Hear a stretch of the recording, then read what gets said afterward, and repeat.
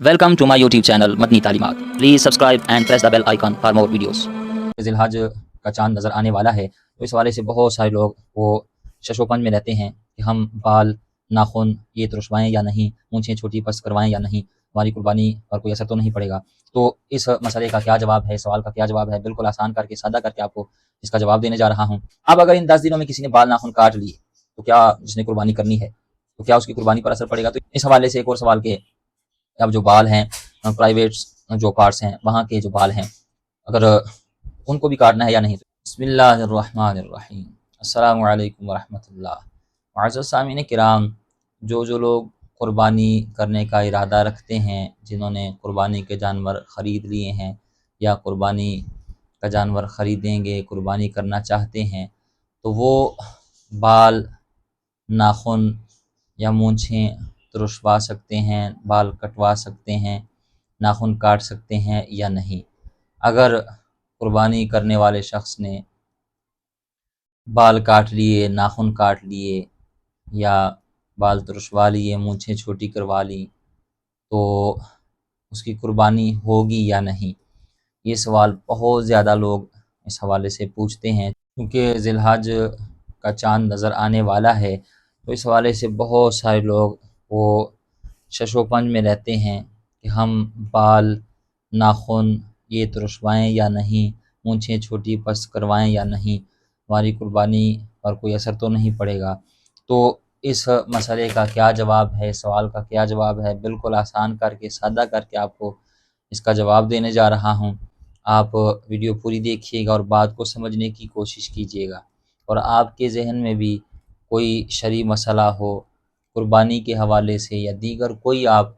मसला पूछना चाहते हैं, दीनी शरई मसला, नमाज के हवाले से, हज के हवाले से, ज़कात के हवाले से, उशर के हवाले से या दीगर कोई भी शरई मसला आप पूछना चाहते हैं, तो कमेंट बॉक्स में अपना मसला दर्ज करें। इंशाअल्लाह मैं कोशिश करूँगा आइंदा आने वाली वीडियोज़ में आपके सवालात के जवाबात देने की भी इंशाअल्लाह भरपूर कोशिश करूँगा। चलें, आज कि इस वीडियो में आपको ये मसला बिल्कुल वाज़ेह करके, आसान करके बताता चलूँ और इसका जवाब देता चलूँ कि कुर्बानी करने वाला शख्स वो बाल, नाखून काट सकता है या नहीं, मूंछें पस्त कर सकता है या नहीं, और ज़ेरे नाफ बाल जो प्राइवेट पार्ट्स के बाल हैं वो काट सकता है या नहीं। तो इन सवालात के जवाबात बिल्कुल आसान करके आपको बताने जा रहा हूँ। सही मुस्लिम में ये हदीस पाक मौजूद है। हुज़ूर अलैहिस्सलाम ने फरमाया कि तुम में से जो शख्स कुर्बानी का इरादा रखता हो, तो यकम ज़िलहज का चाँद नज़र आते ही फिर जो है कुर्बानी होने तक वो ना ही नाखून काटे, ना ही वो बाल काटे, और ना ही वो मूंछें तुरशवाए पस्त करे, और ना ही खाल से बाल उतारे। तो जब वो कुर्बानी कर लेगा उसके बाद वो फिर नाखून भी काट सकता है, वो फिर जो है मूंछें भी तुरशवा सकता है, बाल भी वो कटवा सकता है। इसी तरह एक और हदीस पाक में, अब जिस शख्स ने बाल काट लिए अगर इन दिनों में, यानी यकम ज़ुल्हज का चाँद नज़र आ गया, तो उसके बाद अगर किसी ने बाल काट लिए जिसने कुर्बानी करनी है,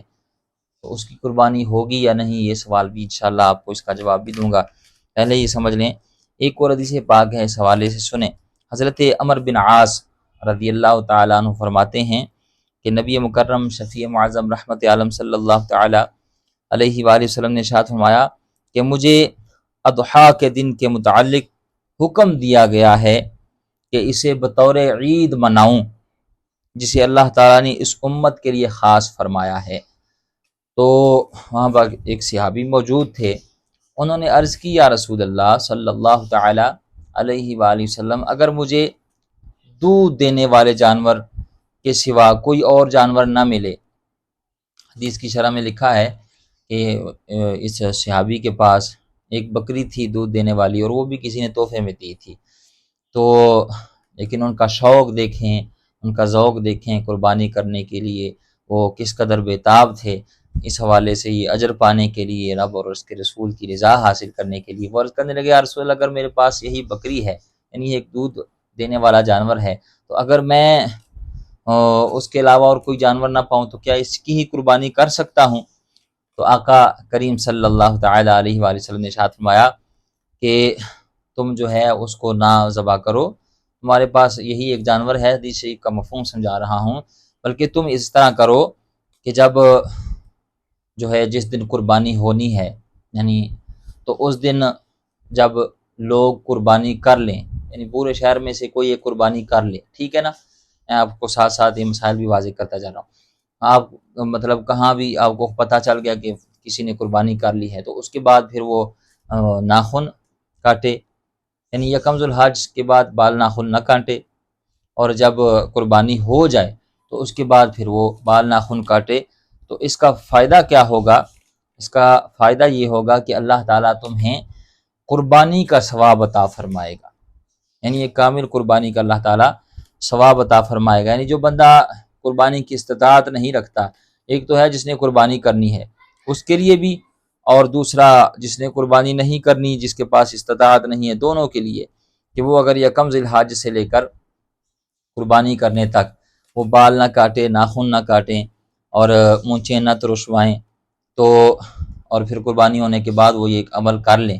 تو اللہ تعالیٰ انہیں قربانی کا ثواب عطا فرمائے گا۔ اب ان دو احادیث کی روشنی میں علماء کرام فرماتے ہیں کہ ان 10 دنوں میں بال اور ناخن نہ کاٹنا یہ ایک مستحب عمل ہے، یعنی جو شخص قربانی کر رہا ہے یا نہیں کر رہا تو وہ ان 10 دنوں میں نہ بال کاٹے، نہ ناخن کاٹے، نہ بال ترشوائے، نہ مونچھے پست کرے، تو وہ جو ہے اللہ تعالیٰ جب وہ قربانی ہو جائے اس کے بعد یہ عمل کر لے، یہ بال ناخن کاٹ لے، تو اللہ تعالیٰ اسے قربانی کا ثواب عطا فرمائے گا۔ اب اگر ان 10 دنوں میں کسی نے بال ناخن کاٹ لیے تو کیا جس نے قربانی کرنی ہے تو کیا اس کی قربانی پر اثر پڑے گا؟ تو یاد رکھیں اس کی قربانی پر اثر نہیں پڑے گا، وہ قربانی کرے گا، اللہ تعالیٰ اسے قربانی کا ثواب عطا فرمائے گا، لیکن یہ جو اجر ہے، یہ جو ثواب ملنا تھا، اس سے وہ محروم ہو جائے گا۔ ایک سنت ہے، ایک مستحب ہے، تو اس پر عمل نہ کرنے کی وجہ سے وہ ثواب سے محروم ہوگا، لیکن قربانی کا جو الگ مسئلہ ہے، قربانی اس کی ہو جائے گی، ٹھیک ہے نا، قربانی اس کی ادا ہو جائے گی، قربانی بھی کوئی اثر نہیں پڑے گا۔ تو اس حوالے سے ایک اور سوال کہ اب جو بال ہیں، پرائیویٹ جو پارٹس ہیں وہاں کے جو بال ہیں، اگر ان کو بھی کاٹنا ہے یا نہیں، تو یاد رکھیں اگر 40 دن سے اوپر ان بالوں کو ہو گئے ہیں، بغلوں کے بال ہیں، ناف کے بال ہیں، تو پھر آپ جو ہے ان کو کاٹیں، اور اگر نہیں ہوئے تو پھر ان 10 دنوں میں ان کو نہ کاٹیں۔ امید ہے آپ بات سمجھ گئے ہوں گے۔ اللہ تعالیٰ ہمیں سمجھنے کی، عمل کرنے کی توفیق عطا فرمائے۔